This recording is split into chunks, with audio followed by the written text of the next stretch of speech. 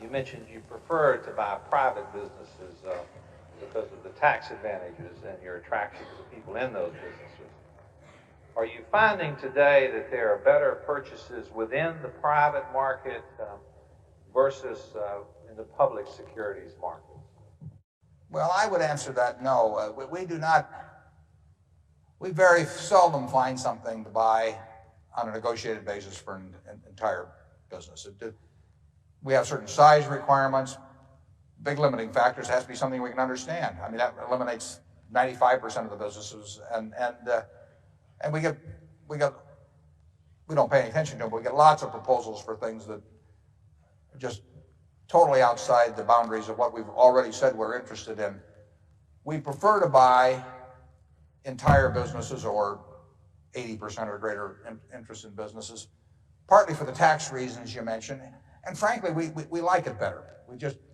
It's the kind of business we would like to build if we had our absolute druthers on it. Counter to that is we can usually get more for our money in wonderful businesses in terms of buying little pieces of them in the market, because the market is far more inefficient in pricing businesses than is the negotiated market. You're not going to buy any bargains, and I mean you shouldn't even approach the idea of buying a bargain in a negotiated purchase. You want to buy it from people who are going to run it for you. You want to buy it from people who are intelligent enough to price their business properly, and they are. I mean, that's the way things are. The market does not do that.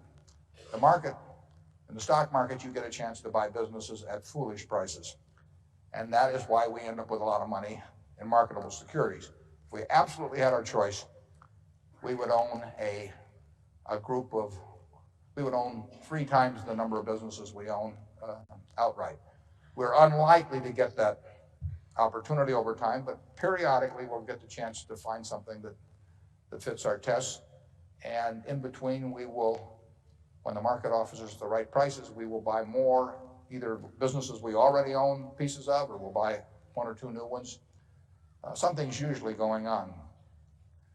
There are tax advantages to owning all of them, but that's more than offset by the fact that you'll never get a chance to buy you'll never get a chance to buy the whole Coca-Cola company or the whole Gillette company. Businesses like that, sensational businesses, are just not available. Sometimes you get a chance to make a sensible purchase in the market of such businesses.